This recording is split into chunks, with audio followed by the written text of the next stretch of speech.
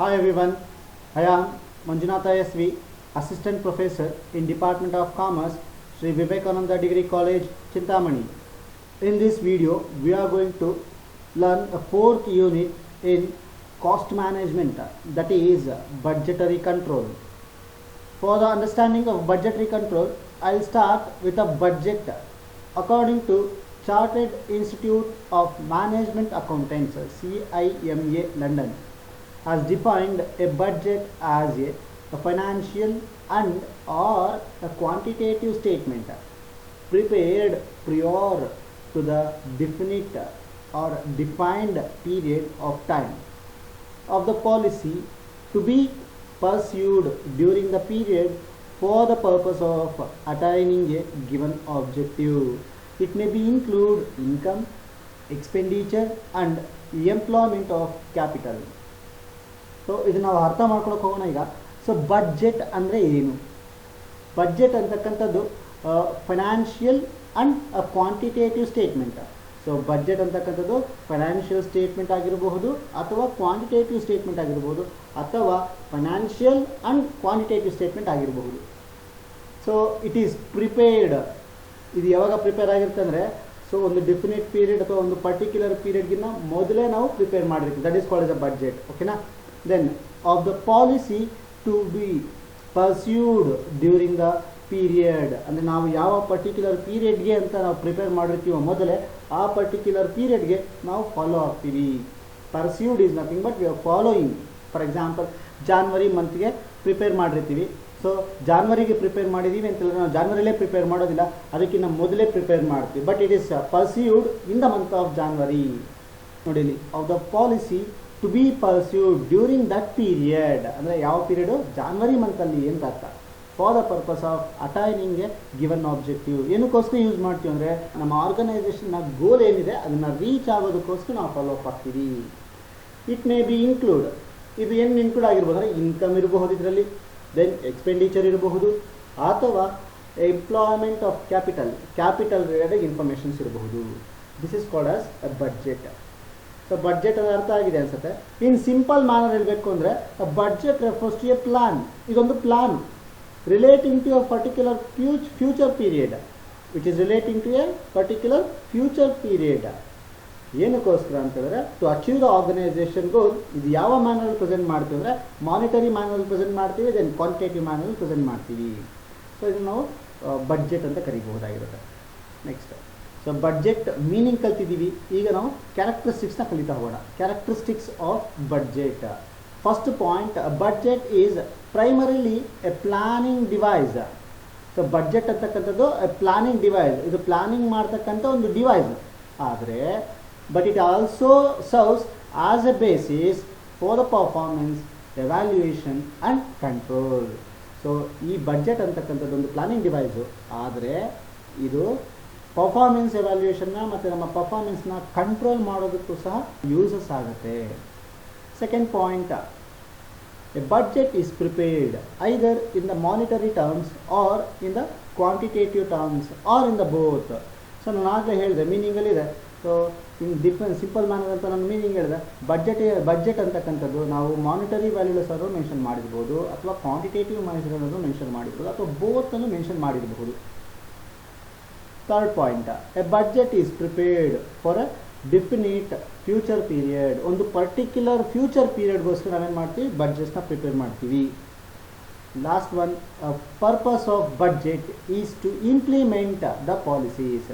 So ಬಡ್ಜೆಟ್ಸ್ನ ಏನಕ್ಕೋಸ್ಕರ ಮಾಡ್ತೀವಿ ಅಂತ ಹೇಳಿದ್ರೆ ಪಾಲಿಸೀಸ್. ಯಾವ ಪಾಲಿಸಿ ಅಂದರೆ ಮ್ಯಾನೇಜ್ಮೆಂಟ್ ಅವರು ಯಾವ್ಯಾವ ಪಾಲಿಸೀಸ್ನ ತರಬೇಕು ಅಂದ್ಕೊಂಡಿರ್ತಾರೋ ಆ ಪಾಲಿಸೀಸ್ನ ಇಂಪ್ಲಿಮೆಂಟ್ ಮಾಡೋದಕ್ಕೋಸ್ಕರ ನಾವು ಬಡ್ಜೆಟ್ಸ್ನ ಫಾಲೋ ಆಗ್ತೀವಿ. So these are the four characteristics of budget. Next one, budgeting. So ಮೊದಲು ನಾವೇನು ಮಾಡಿದ್ವಿ? ಬಡ್ಜೆಟ್ ಅಂದರೆ ತಿಳ್ಕೊಂಡ್ವಿ. ದೆನ್ ಈಗ ಬಡ್ಜೆಟಿಂಗ್ನ ತಿಳ್ಕೊಳ್ತಾ ಹೋಗೋಣ. ಬಡ್ಜೆಟಿಂಗ್ ಅಂದರೆ ಏನು? The act of preparing budgets is called as A budgeting. So ನಾವೇನು ಬಡ್ಜೆಟ್ ಅಂತ ನೋಡಿದ್ವಿ, ಆ ಬಡ್ಜೆಟ್ನ ಪ್ರಿಪೇರ್ ಮಾಡ್ತಕ್ಕಂಥ ಪ್ರೊಸೆಸ್ನ ಎಂಟೈರ್ ಆ್ಯಕ್ಟಿವಿಟೀಸ್ನ ನಾವಿಲ್ಲಿ ಬಡ್ಜೆಟಿಂಗ್ ಅಂತ ಕರಿತೀವಿ. It the act of preparing the budgets is called as a budgeting. So we have another definition for this, that is according to J. Batty, J. Bati. The entire process of preparing the budgets is known as a budgeting. So ಬಡ್ಜೆಟ್ನ prepare ಮಾಡೋದಕ್ಕೆ ಇರ್ತಕ್ಕಂಥ entire process ಏನಿದೆ ಆ entire ಪ್ರೊಸೆಸ್ನ ನಾವಿಲ್ಲಿ ಏನಂತ ಕರಿತೀವಿ, budgeting ಅಂತ ಕರಿತೀವಿ. Next one, what are the essentials of effective budgeting. So ನಾವು ಫಾಲೋ ಆಗ್ತಾ ಇರ್ತಕ್ಕಂಥ ಪ್ರೊಸೆಸ್ಸು, ನಾವು ಫಾಲೋ ಆಗ್ತಾ ಇರ್ತಕ್ಕಂಥ ಸ್ಟೆಪ್ಸು, ಬಡ್ಜೆಟ್ನ ಪ್ರಿಪೇರ್ ಮಾಡೋಕ್ಕಾರೆ ಇರ್ತಕ್ಕಂಥ ಸ್ಟೆಪ್ಸು ಅದು ಎಫೆಕ್ಟಿವ್ ಆಗಿ ಇದೆಯಾ ಅಥವಾ ಇಲ್ವಾ ಅದು ತಿಳ್ಕೊಳ್ಬೇಕಾದ್ರೆ ಅದರಲ್ಲಿ ಏನೇನು ಇರಬೇಕು, ಅದು ಎಫೆಕ್ಟಿವ್ ಅನ್ಸ್ಕೊಳ್ಬೇಕು ಅಂದರೆ ಏನೇನು ಇರಬೇಕು ಅಂತ. And that first point is support of top management. So ನಾವು ಏನಾದರೂ ಆ್ಯಕ್ಟಿವಿಟೀಸ್ನ ಆರ್ಗನೈಸೇಷನಲ್ಲಿ ಮಾಡ್ತಿದ್ದೀವಿ ಅಂತ ಹೇಳಿದ್ರೆ they should be a support from the management. Top level management ಕಡೆಯಿಂದ ನಮಗೆ ಸಪೋರ್ಟ್ ಇದೆ ಅಂತ ಹೇಳಿದ್ರೆ then we can achieve our goal. ನಮ್ಮ ಗೋಲ್ ನಾವೇನು ಮಾಡ್ಬೋದು, ಅಚೀವ್ ಮಾಡ್ಬೋದಾಗಿರುತ್ತೆ. ಸೊ ಆದರೆ ಬಡ್ಜೆಟ್ ಅನ್ನೋದು ಸಕ್ಸಸ್ ಆಗಬೇಕು ಅಂತ ಹೇಳಿದ್ರೆ ನಮಗೆ ಸಪೋರ್ಟ್ ಇರಬೇಕು. ಯಾರ ಕಡೆಯಿಂದ? ಟಾಪ್ ಲೆವೆಲ್ ಮ್ಯಾನೇಜ್ಮೆಂಟಿಂದ. Second point is participation by responsible executives. ಯಾರ್ಯಾರು ಆ ಬಡ್ಜೆಟ್ ಅಂಡರಲ್ಲಿ ಯಾವ ಯಾವ ಪರ್ಸನ್ಸ್ ಬರ್ತಾರೋ ಅವರೆಲ್ಲರೂ ಸಹ ಅವರವರ ರೆಸ್ಪಾನ್ಸಿಬಿಲಿಟೀಸ್ನ ಪ್ರಾಪರಾಗಿ ವರ್ಕ್ ಮಾಡಬೇಕು, ಕ್ಲಿಯರ್ ಮಾಡಬೇಕು. Then only we can achieve budgeting ಗೋಲ್ನ. ಅಥವಾ ಬಡ್ಜೆಟಿಂಗ್ ಅನ್ನೋದು ಯಾವಾಗ ಎಫೆಕ್ಟಿವ್ ಆಗಿರುತ್ತೆ ಅಂತ ಹೇಳಿದ್ರೆ ಆ ಬಡ್ಜೆಟ್ ಅಂತ ಏನು ಪ್ಲಾನ್ ಇದೆ, ಆ ಫಾರ್ಮುಲೇಷನ್ಸ್, ನಾವು ರೂಲ್ಸ್ ಆ್ಯಂಡ್ ರೆಗ್ಯುಲೇಷನ್ಸ್ ಏನೇನು ಮಾಡ್ತೀವಿ ಅದೆಲ್ಲನೂ ಸಹ ಪ್ರಾಪರಾಗಿ ವರ್ಕ್ ಆದಾಗ ಮಾತ್ರ ನಾವಿಲ್ಲಿ ಸಕ್ಸಸ್ ಆಗುತ್ತೆ. ಆ ಕಾರಣಕ್ಕೋಸ್ಕರ ಬರ್ತಕ್ಕಂಥ ಎಲ್ಲ ಪಾರ್ಟಿಸಿಪೇಷನ್ಸು ಸಹ ಅವರವರ ರೆಸ್ಪಾನ್ಸಿಬಿಲಿಟೀಸ್ನ ಕ್ಲಿಯರ್ ಮಾಡಬೇಕಾಗಿರುತ್ತೆ. Next one, third point, reasonable goals. ನಾವು ಬಡ್ಜೆಟ್ಸ್ನ ಮಾಡಬೇಕಾದ್ರೆ ನಾವು ಯಾವ ಗೋಲ್ನ ಫಿಕ್ಸ್ ಮಾಡಬೇಕು ಅಥವಾ ಗೋಲ್ನ ರೀಚ್ ಮಾಡಬೇಕು ಅಂತ ನಾವೇನು ಫಿಕ್ಸ್ ಮಾಡ್ತೀವಿ ಆ ಗೋಲು ನಮ್ಮ ಕೈಯಲ್ಲಿ ಆಗ್ತಕ್ಕಂಥ ಗೋಲ್ ಆಗಿರಬೇಕು. ಅಂದರೆ ನಮ್ಮ ಕೇಪಬಿಲಿಟೀಸ್ ಏನಿದೆ, ನಮ್ಮ ಆಪರ್ಚುನಿಟೀಸ್ ಏನಿದೆ, ನಮ್ಮ ಸ್ಟ್ರೆಂತು, ವೀಕ್ನೆಸ್ ಎಲ್ಲವೂ ಸಹ ಕನ್ಸಿಡರ್ ಮಾಡಿಕೊಂಡು ನಾವು ನಮ್ಮೊಂದು ಗೋಲ್ನ ಫಿಕ್ಸ್ ಮಾಡಿರಬೇಕು. ಸೊ ಎಕ್ಸಾಂಪಲ್ ಹೇಗೆ ಅಂತ ಹೇಳಿದ್ರೆ, ನಾವು last year as a student ಆಗಿ ನಾನು ಲಾಸ್ಟ್ ಸೆಮಿಸ್ಟರಲ್ಲಿ 25 ಮಾರ್ಕ್ಸ್ ತೆಗೆದಿರ್ತೀನಿ, ಜಸ್ಟ್ ಪಾಸಿಂಗ್ ಮಾರ್ಕ್ಸ್ನ ತೆಗೆದಿರ್ತೀನಿ. ಸೊ ನಾನು ನೆಕ್ಸ್ಟ್ ಸೆಮಿಸ್ಟ್ರಿಗೆ ನಾನೇನು ನನ್ನ ಗೋಲ್ನ ಫಿಕ್ಸ್ ಮಾಡ್ಬೋದು. ಸೊ 50 ಮಾರ್ಕ್ಸ್ ನಾನು ಎಕ್ಸ್ಪೆಕ್ಟ್ ಮಾಡ್ಬೋದು. ಸೊ ಅಂದರೆ 100% ಜಾಸ್ತಿ ಆಗಿದೆ ಇಲ್ಲಿ ಅಲ್ವಾ. ಸೊ ಆದರೆ 25 ಬಂದಿರತಕ್ಕಂಥ 50. How can I expect 70 out of 70 the next semester? It is more difficult, right? So ಆದರೆ ಆಗೋದಿಲ್ಲ ಅಂತ ಹೇಳ್ತಿಲ್ಲ, ಇಲ್ಲಿ ರೀಸನಬಲ್ ಆಗಿರಬೇಕು. ಒಂದೇ ಸರಿ ನಾನು ಇವಾಗ 25 ಬಂದು ನೋಡೋಣ, ನಾನು ನೆಕ್ಸ್ಟ್ ಟೈಮ್ 70 ತಗೋಬೋದು, ತೊಂದರೆ ಇಲ್ಲ. ಆದರೆ the goal should be reasonable one based on our strengths and weaknesses. We have to fix our goal. That is the third one. Fourth one, clearly defined organization. ನಮ್ಮ ಆರ್ಗನೈಸೇಷನ್ ಸ್ಟ್ರಕ್ಚರ್ ಏನಿದೆ ಅದು clear ಆಗಿ define ಆಗಿರಬೇಕು. In sense ಪ್ರತಿಯೊಂದು ಅದರಲ್ಲಿ ಬರ್ತಕ್ಕಂಥ ಪ್ರತಿಯೊಬ್ಬ ಪರ್ಸನ್ನ responsibilities ಏನೇನಿದೆ, ದೆನ್ ಪ್ರತಿಯೊಂದು ರೆಸ್ಪಾನ್ಸಿಬಿಲಿಟಿ ಸೆಂಟರ್ಸ್ ಏನಿದೆ ಆ ಸೆಂಟರ್ಸ್ಗೆ ಆಗ್ತಕ್ಕಂಥ ಪ್ರತಿಯೊಂದೊಂದು ಸೆಂಟರ್ಸ್ನ ಕಾಸ್ಟ್ ಏನಿದೆ ಸಪ್ರೇಟಾಗಿ ತೋರಿಸ್ಬೇಕಾಗಿರುತ್ತೆ. ಇದು ನಮ್ಮ ಫೋರ್ತ್ ಪಾಯಿಂಟ್ ಆಗಿದೆ. Fifth one, continuous budget education. So ಕೆಲವೊಂದು ಟೈಮಲ್ಲಿ ಬಡ್ಜೆಟ್ಸ್ನ ಅಂದರೆ ಅಲ್ಲಿರ್ತಕ್ಕಂಥ ರೂಲ್ಸ್ ಆ್ಯಂಡ್ ರೆಗ್ಯುಲೇಷನ್ಸ್ನ ಮರ್ತೋಗೋಂಥ ಚಾನ್ಸಸ್ ಇರುತ್ತೆ, ಕೆಲವೊಂದು ಪಾಯಿಂಟ್ಸ್ನ ಬಿಟ್ಬಿಡ್ತಕ್ಕಂಥ ಅಥವಾ ಸ್ಕಿಪ್ ಮಾಡ್ತಕ್ಕಂಥ ಚಾನ್ಸಸ್ ಇರುತ್ತೆ. ಆ ಕಾರಣಕ್ಕೋಸ್ಕರ ಆ ಬಡ್ಜೆಟ್ ಅನ್ನೋದ್ರಲ್ಲಿ ಬರ್ತಕ್ಕಂಥ ಪ್ರತಿಯೊಬ್ಬ ಪರ್ಸನ್ಗೂ ಅದರಲ್ಲಿ ಏನಿದೆ ಅದು ಹೇಗೆ ವರ್ಕ್ ಆಗುತ್ತೆ ಅಂತೇಳಿ ಪ್ರತಿಯೊಬ್ಬರಿಗೂ ಸಹ ಎಜುಕೇಟ್ ಮಾಡ್ತಾ ಬರಬೇಕಾಗತ್ತೆ. Then adequate accounting system. Budgeting ಮಾಡಬೇಕು ಅಂದರೆ we need a basis, that is from accounting. ಅಂದರೆ ಹಿಸ್ಟಾರಿಕಲ್ ಡಾಟಾ ನಾವೇನು ತೊಗೊಳ್ತೀವಿ which is from accounting department. ಹಾಗಾದರೆ ಅಕೌಂಟಿಂಗ್ ಡಿಪಾರ್ಟ್ಮೆಂಟ್ ನಿಮಗೆ ಪ್ರೊವೈಡ್ ಮಾಡ್ತಕ್ಕಂಥ ಹಿಸ್ಟಾರಿಕಲ್ ಡಾಟಾ ಕರೆಕ್ಟಾಗಿತ್ತು, if it is adequate one, ಅದು ಕರೆಕ್ಟಾಗಿತ್ತು ಅಂತ ಹೇಳಿದ್ರೆ then your estimated data that is called as a budget is perfect one. So ಆ ಕಾರಣಕ್ಕೋಸ್ಕರ ನೀವು ತಗೊಳ್ತಕ್ಕಂಥ ಅಕೌಂಟಿಂಗ್ ಇನ್ಫಾರ್ಮೇಷನು ಅಥವಾ ಹಿಸ್ಟಾರಿಕಲ್ ಡಾಟಾ ಅಂತ ಏನು ಕರಿತೀವಿ ಅದು ಪ್ರಾಪರ್ ಆಗಿರಬೇಕು. Next one, constant vigilance.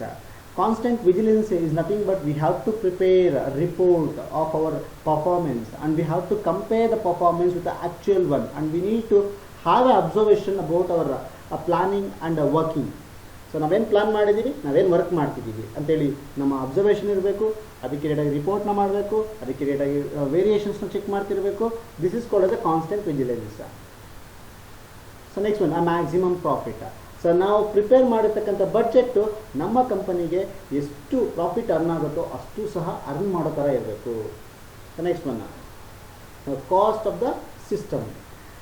Every time we are thinking about the cost should be less and the benefit should be more, right? In the same manner budgeting system, cost should be lesser than the benefit.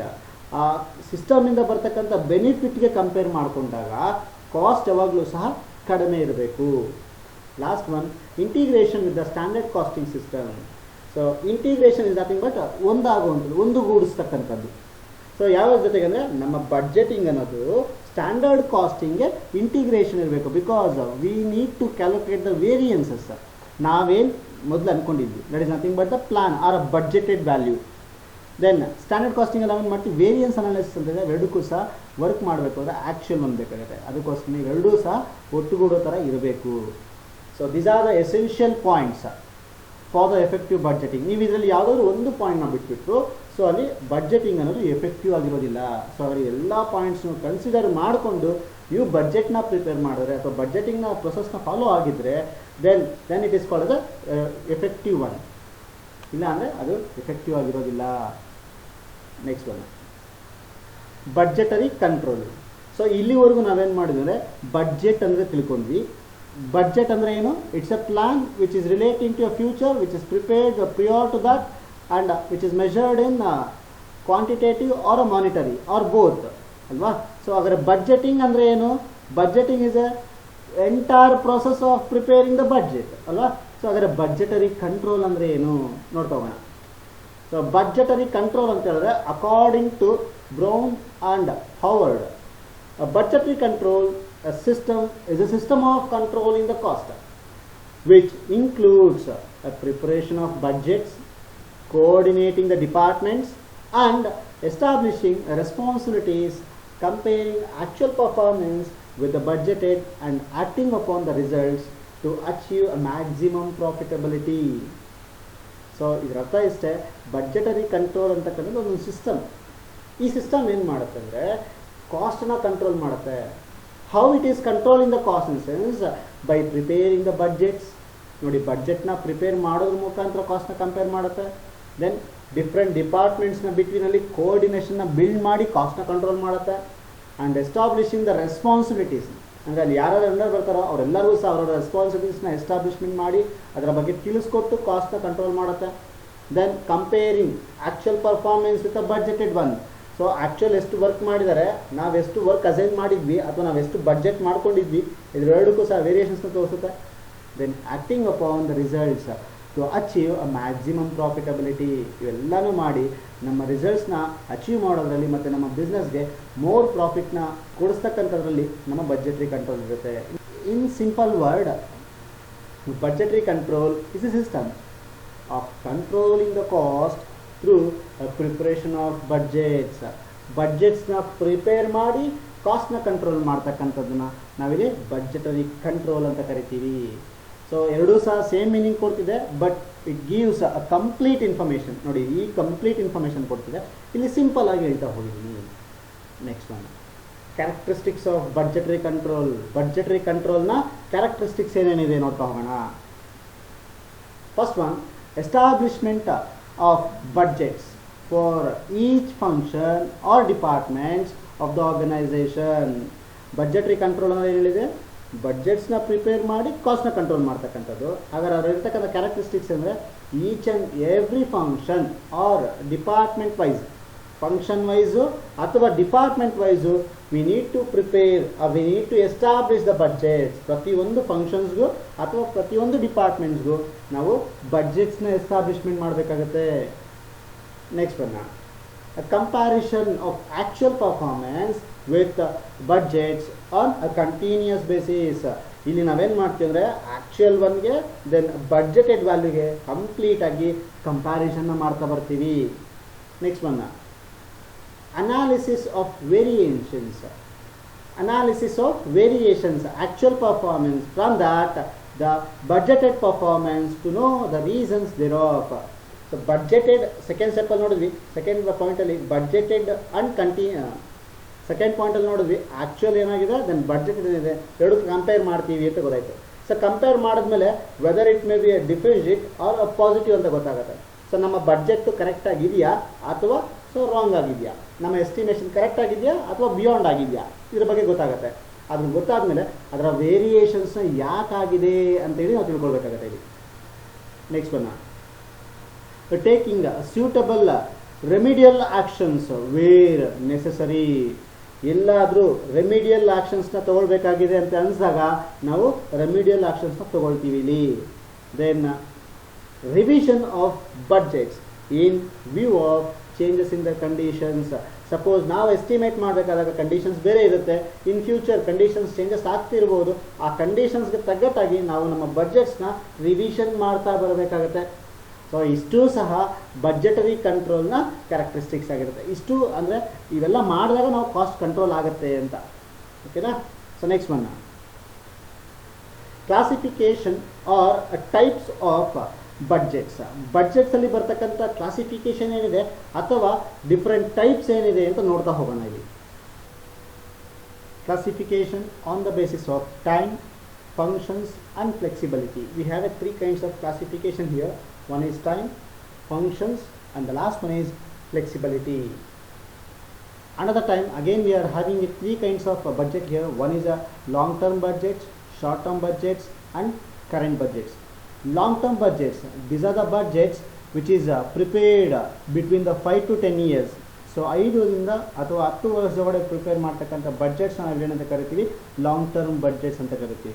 And these are the budgets which is plan are done by top level managements. ಈ long term budgets ಅನ್ನೋದು top level managements prepare ಮಾಡಿರ್ತಾರೆ. Which is relating to capital expenditure, research and development activities. ಈ ರೀತಿ plan ನಾವೇನಂತ ಕರಿತೀವಿ ಅಥವಾ ಈ ರೀತಿ ಬಡ್ಜೆಟ್ಸ್ನ ನಾವು ಲಾಂಗ್ ಟರ್ಮ್ ಬಡ್ಜೆಟ್ಸ್ ಅಂತ ಕರಿತೀವಿ.